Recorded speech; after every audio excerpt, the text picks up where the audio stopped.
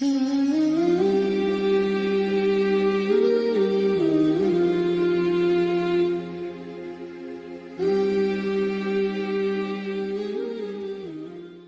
اللہ الرحمن الرحیم، الحمد للہ رب العالمین، والصلاة والسلام علی النبی الکریم الامین وعلی آلہ وصحبہ اجمعین، اما بعد۔ حضرات،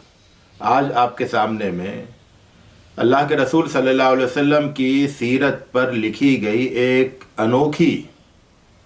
خوبصورت اور بہت عظیم کتاب کا تعارف پیش کرنے کی سعادت حاصل کر رہا ہوں۔ حضرات، اس کتاب کا نام ہے عبقریت محمد صلی اللہ علیہ وسلم۔ یہ کتاب عباس محمود العقاد نے لکھی ہے، جو مصر کے رہنے والے تھے، بہت بڑے ادیب تھے، ناقد تھے، تاریخ پر گہری نظر تھی، اور اپنے زمانے کے مشہور ترین اہل قلم میں ان کا شمار ہوتا تھا۔ 1889 میں وہ پیدا ہوئے اور 1964 میں ان کا انتقال ہوا۔ عباس محمود العقاد نے یہ کتاب لکھی اور اس کا نام رکھا عبقریت محمد، اور یہ کتاب دراصل ایک سیریز کا حصہ ہے،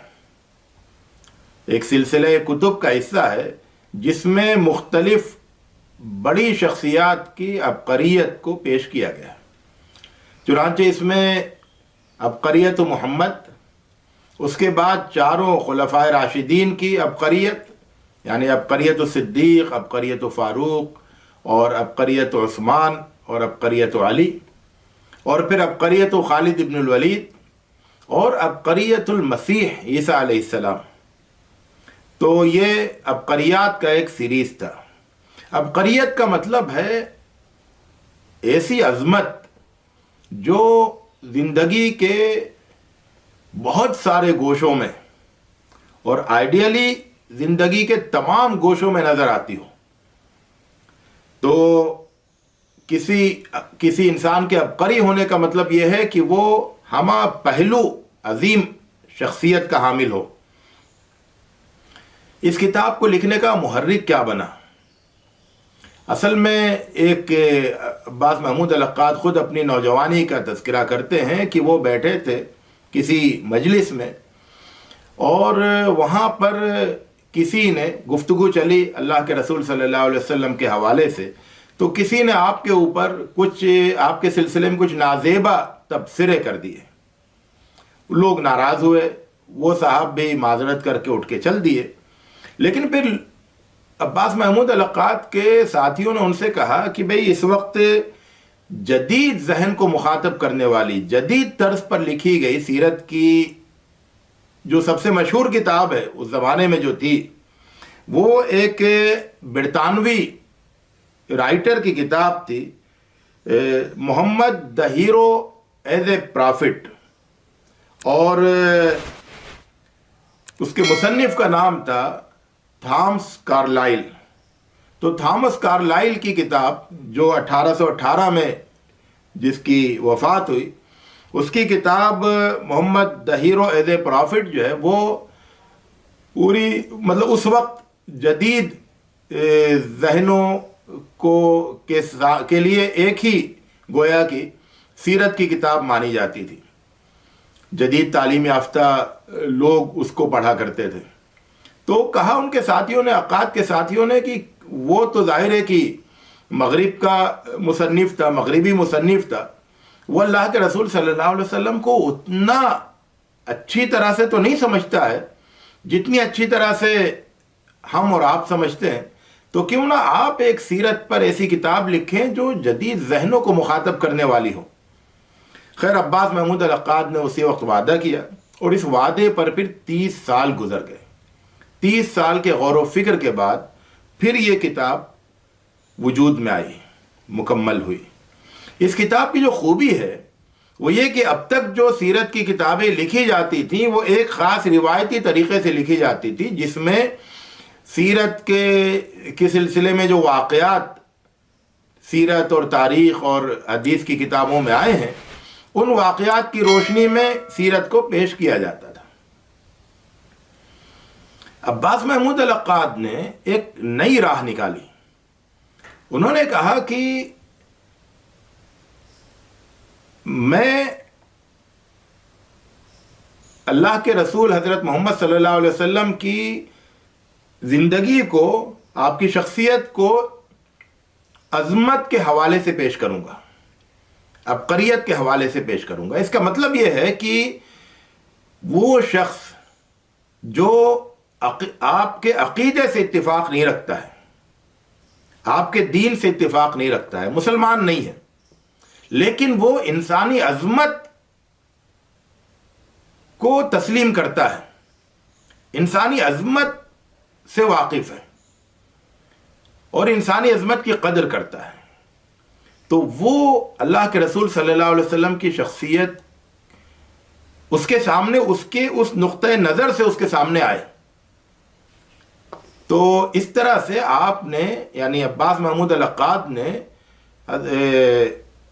اللہ کے رسول صلی اللہ علیہ وسلم کی شخصیت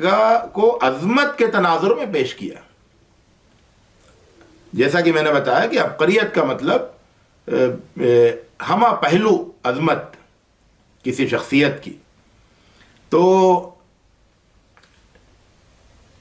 عام انسان جو انسانی قدروں کو جانتے ہیں، انسانی عظمت سے واقف ہیں، وہ ایک بہت ہی اعلیٰ درجے کی شخصیت کو، کس طرح کی شخصیت ان کے ذہن میں ہے، اس کو سامنے رکھ کر اللہ کے رسول صلی اللہ علیہ وسلم کی شخصیت کو دیکھا جائے. کہ مثال کے طور پر اللہ کے رسول صلی اللہ علیہ وسلم ایک باپ تھے، تو انسانوں کے نزدیک ایک عظیم ترین باپ کا تصور کیا ہے، اور پھر یہ دیکھا جائے کہ اللہ کے رسول صلی اللہ علیہ وسلم کیسے باپ تھے. تو عقاد نے یہ دکھایا کہ اللہ کے رسول صلی اللہ علیہ وسلم عظیم ترین باپ، جس کا تصور انسانی ذہن کر سکتا ہے، اس طرح کے عظیم ترین باپ تھے. شوہر، تو وہ ایک عظیم ترین شوہر تھے.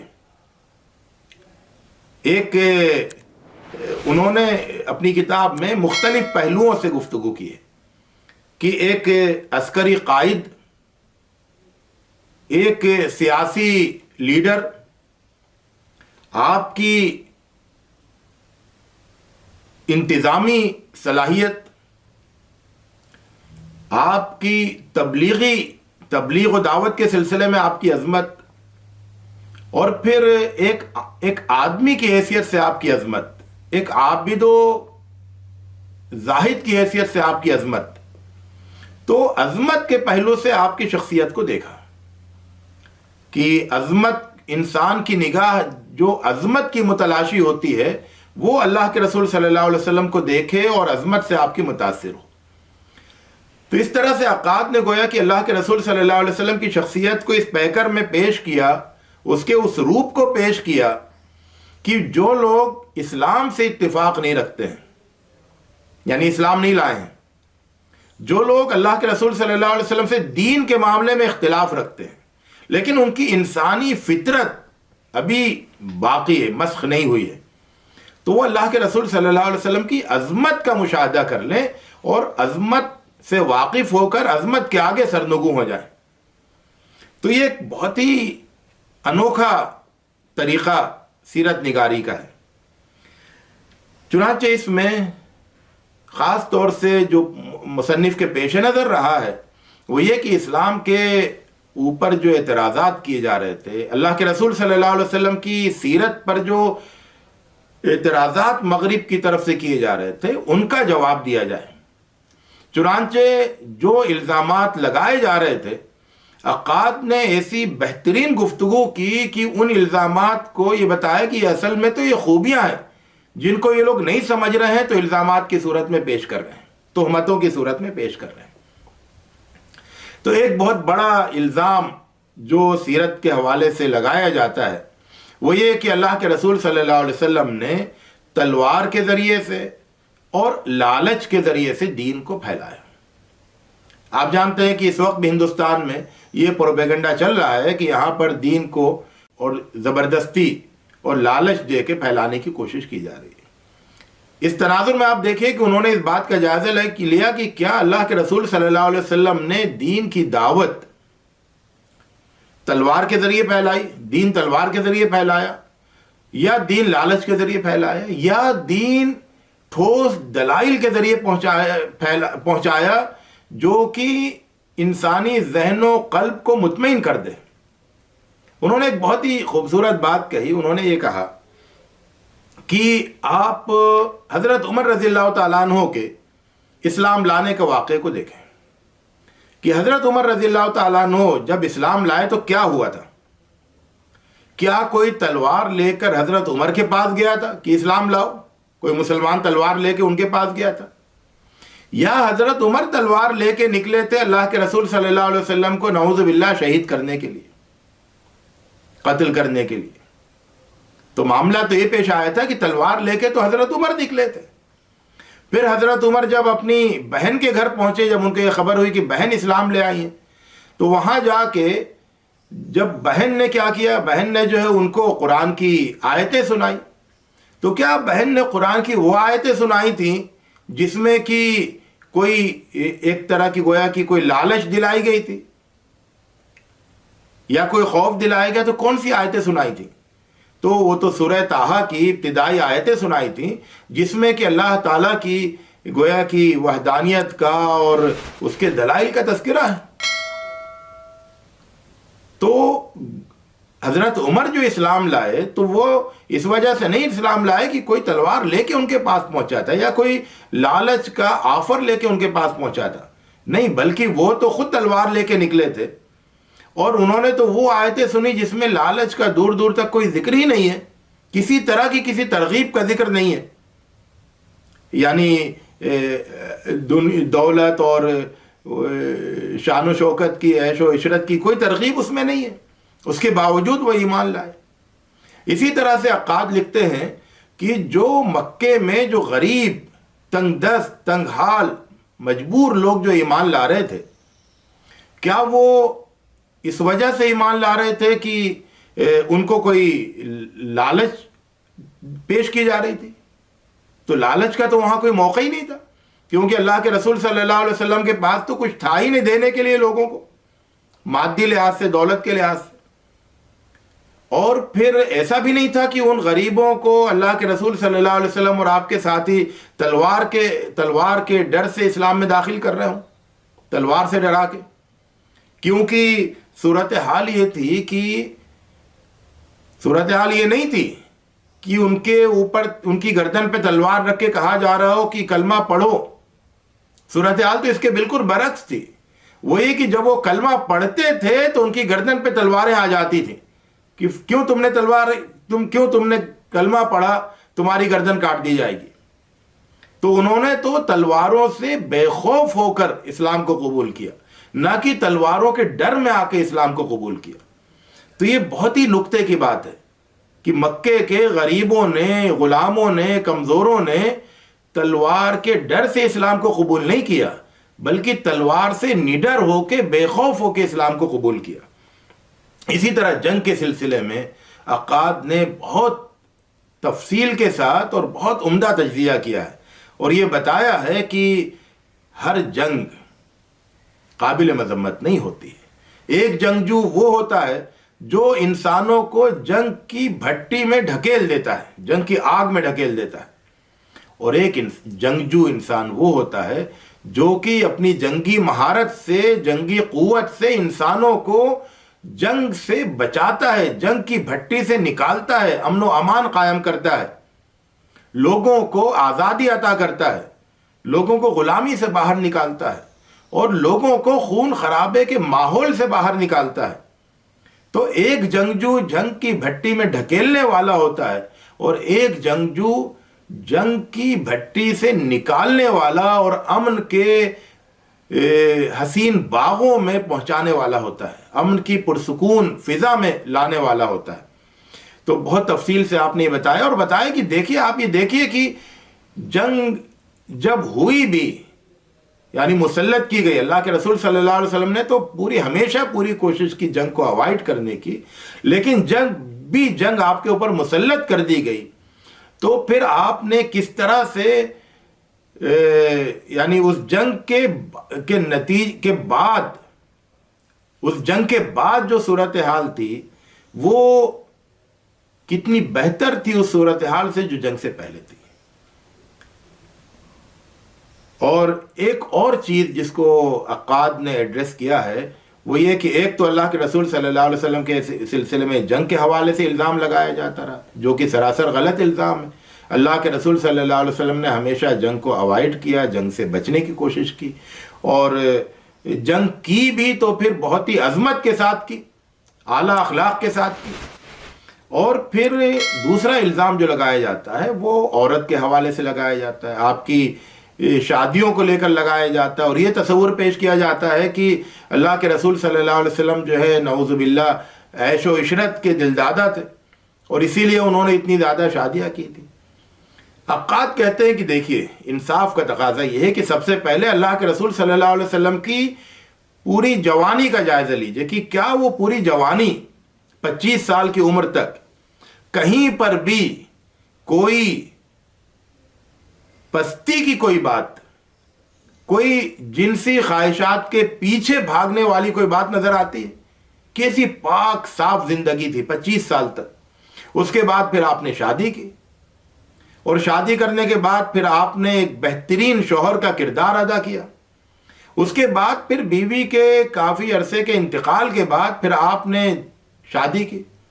اور وہ شادی بھی جب آپ کے سامنے آپشن دیا گیا ایک کنواری اور ایک بیوہ، تو آپ نے بیوہ خاتون سے شادی کی. اور اس کے بعد بھی زیادہ تر آپ کی بیویاں جو ہیں وہ بیوہ تھیں، جن سے آپ نے شادی کی، بیوہ عورتوں سے اور شادی کی آپ نے. ایک تو یہ بات ہے. دوسری بات یہ ہے کہ کیا اللہ کے رسول صلی اللہ علیہ وسلم نے ان شادیوں کے بعد، یعنی کئی شادیاں کرنے کے بعد، کیا آپ کا جو مشن تھا، جو پیغام تھا، جو آپ کی دعوت تھی، کیا اس پر کوئی حرف آنے دیا؟ کیا اس سے غفلت برتی؟ یا اس پر آپ کی پوری توجہ رہی؟ تو اگر ایک شخص کئی شادیاں کرتا ہے اور کئی شادیاں کرنے کے ساتھ وہ ایک بہترین شوہر کا کردار ادا کرتا ہے، اور دوسری طرف وہ اپنے مشن کا بھی پورا حق ادا کرتا ہے، اور اتنا زبردست توازن قائم کرتا ہے دونوں جگہ، یہاں پر ایک بہترین شوہر اور یہاں پر جو ایک بہترین مشن کا علم بردار، تو یہ تو خوبی کی بات ہے. پھر وہ اور متوجہ کرتے ہیں اور آگے کی طرف وہ کہتے ہیں کہ ذرا سوچیں کہ اللہ کے رسول صلی اللہ علیہ وسلم کے پاس،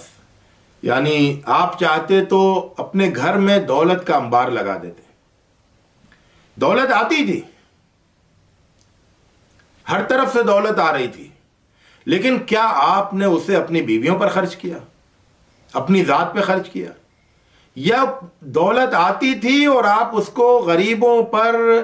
اللہ کے بندوں پر خرچ کر دیتے تھے، اور آپ کے گھر میں کئی دن تک چولہا نہیں جلتا تھا؟ آپ کی بیویاں جو ہیں وہ روایتوں کے مطابق گویا کہ مطالبہ کرتی تھی کہ ہمیں کچھ جو بہت ضروری سامان زندگی ہے وہ مہیا کیا جائے. آپ وہ بھی نہیں گویا کہ اللہ کے راستے میں اور غریبوں پر اس طرح خرچ کر دیتے تھے کہ اس کی بھی گنجائش نہیں نکل پاتی تھی. تو وہ شخص جو کہ گویا کہ لذتوں کے پیچھے بھاگ رہا ہو، خواہشوں کے پیچھے بھاگ رہا ہو، کیا اس کی ایسی زندگی ہوگی کہ اس کے پاس بہت سا مال آئے اور وہ سارا مال جو ہے وہ غریبوں پر خرچ کر دے، دوسرے انسانوں پر خرچ کر دے، اور خود اپنے گھر کی، اپنی بیویوں کے اوپر وہ خرچ نہیں کر سکے؟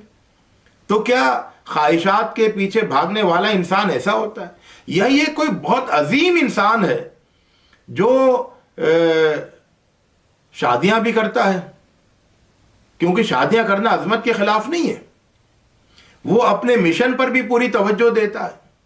اپنے ساتھیوں کی تعلیم و تربیت پر بھی پوری توجہ دیتا ہے، اور اس کے پاس جتنی دولت آتی ہے وہ سب گھر پہ خرچ کرنے کے بجائے اور بیویوں کی ناز برداری کے بجائے وہ ساری غریبوں پر لٹا دیتا ہے. تو یہ تو بہت عظیم انسان کی علامت ہے. تو اس طرح سے عبقریت محمد میں مختلف پہلوؤں سے یہ دکھایا گیا ہے کہ ایک عام انسان کے لیے جو عظمت کی قدر کرتا ہو. اللہ کے رسول صلی اللہ علیہ وسلم کی زندگی میں عظمت کے کتنے بے شمار اور عظیم الشان پہلو تھے. اور پھر آخر میں یہ بتایا ہے کہ ایک تو آپ بذات خود کتنے عظیم تھے، اور پھر وہ جو آپ کی عبقریت اور آپ کی عظمت ہے کہ آپ نے تاریخ پر کتنا اثر ڈالا، کہ آپ سے پہلے کی دنیا اور آپ کے بعد کی دنیا میں کتنا بڑا فرق پیدا ہو گیا. تو یہ ہے کہ ایک آدمی اپنی ذات میں عظیم ہو اور اس کے بعد پھر وہ اتنا عظیم ہو اور اتنا طاقتور عظمت اور عبقریت کا حامل ہو کہ پوری تاریخ کا رنگ بدل دے. تو کوئی بھی شخص جائزہ لے لے اللہ کے رسول صلی اللہ علیہ وسلم سے پہلے کی انسانوں کی تاریخ اور اللہ کے رسول صلی اللہ علیہ وسلم کے بعد کی انسانوں کی تاریخ، بہت بڑا فرق ہے، تاریکی اور روشنی کا فرق ہے. تو میں نے آپ کے سامنے یہ تعارف پیش کیا عبقریت محمد کا، اور اس میں جو موضوعات لیے گئے ہیں اور جس طرح سے ان کو پیش کیا گیا ہے انسانی عقل کو، انسانی ذوق کو متاثر کرنے والے اسلوب میں، تو اس کی ضرورت ہے کہ اس کے بہت سارے مباحث کو ہندوستانی زبانوں میں پیش کیا جائے تاکہ یہاں کے لوگوں کی بھی غلط فہمیاں دور ہوں اور ان کے ذہن صاف ہوں اور وہ اللہ کے رسول صلی اللہ علیہ وسلم کی عظمت سے واقف ہو سکیں. اللہ رب العزت ہمیں اس کی توفیق عطا فرمائے. وآخر دعوانا الحمد للہ رب العالمین. اللہم صلی علی سیدنا محمد وآلہ وصحبہ اجمعین.